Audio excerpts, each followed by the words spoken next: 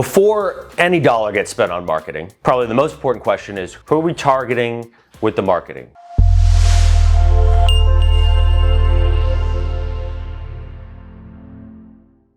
Sellers is what most people will say, but the problem is too many people are trying to market for a deal, market for a seller, right? Put yourself in a different mindset.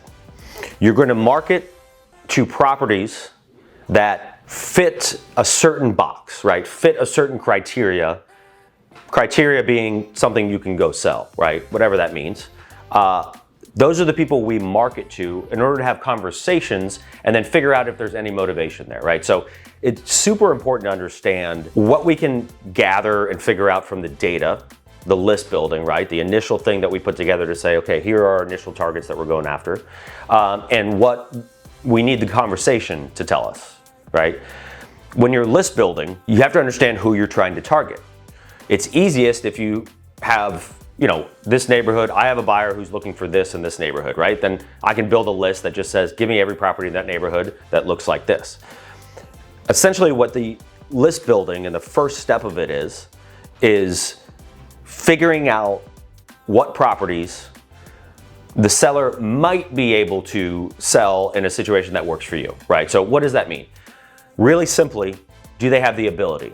Okay, so if you're looking for a house that has not been rehabbed, that was built after a certain year, and you're looking for it for a certain value, right? Let's call it $180,000, and the person has a $220,000 mortgage on it, they don't have the ability to do that deal without them putting money into it. So if it's in a situation or an area where you don't believe that's gonna happen, then that's not somebody we wanna target, right? So that we can gather from the data, right?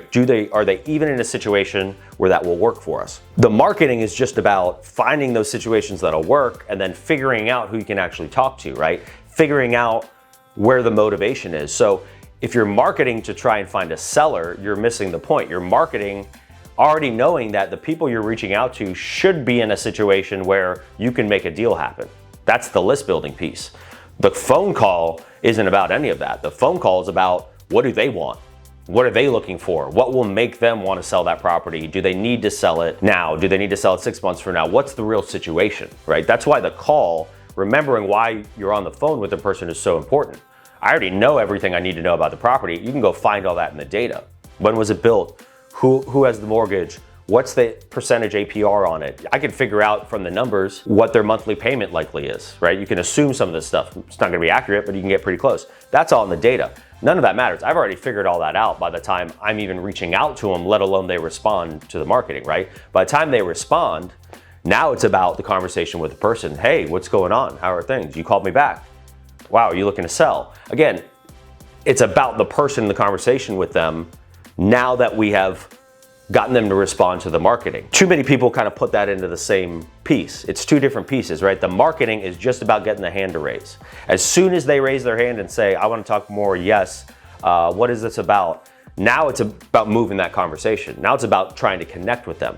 The marketing, the direct mail, the cold call, the texting, the Facebook advertising, Facebook's, social, all that stuff's a little bit different, right? Because you may have them fill out a form.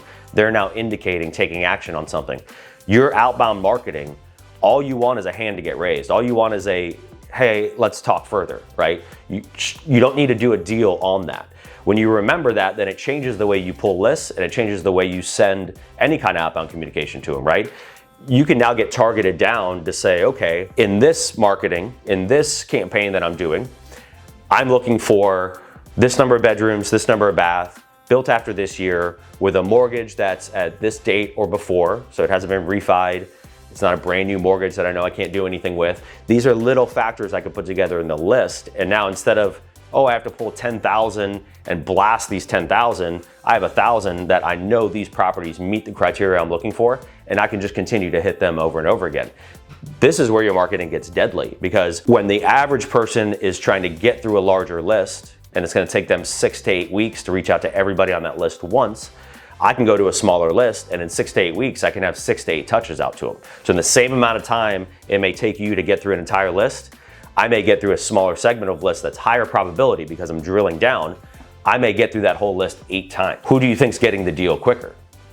If I'm reaching out 8 times to your 1, and I'm doing the reach outs the right way, I'm going to get to the deal before you are. I'm gonna get to the sellers that are hardest to get to before you are too, and find the better deals, the real situations where I can make a lot of money. So remember what you're really targeting here. You're targeting properties and then trying to figure out if the seller is in a situation, has enough motivation, has enough distress, whatever the key may be that gets them to move. That's what you're figuring out once you actually talk to them. The marketing itself is just like, hey, this property, give me the seller, let me get on the phone with them. So keep it really simple about what you're targeting in your marketing, how you pull those lists, get super drilled down, and you'll be able to hit them more often, but really you're gonna hit them the right way, right? Because you're saying these are the properties, as long as that seller doesn't change or as long as that situation doesn't change, these are the properties I need to get a hold of. Whether I reach out to them today, whether I'm vending them 10 times from now, 6 months from now, maybe they don't respond to me, it doesn't matter. That's still the seller that I'm gonna try and get in touch with 3 to 6 months from now when I have to cycle back through. So just focus on those smaller segment drill down lists. These are the properties I need to get in touch with the sellers of and market that way. Move yourself into a conversation where now you're having a true seller deal conversation once you already know that their property is kind of in the wheelhouse of what you need in order to fill that order, in order to find that deal that you need for somebody. Maybe it's even your own portfolio you're trying to fill. Whatever the case is, when you market this way and target this way, you're gonna get to the deals quicker, and you're gonna start to have the right conversations with sellers, right? About how you can help them, where the value add is for them, how you can create a deal that works for both of you, instead of just, hey, Mr. Seller, this is your property, yes, sell it to me. Focus on that. Get super targeted in how you run this marketing and be smart about it, and you'll see your KPIs will go through the roof, your results will go through the roof, and most importantly, your deals and your profitability is gonna go through the roof.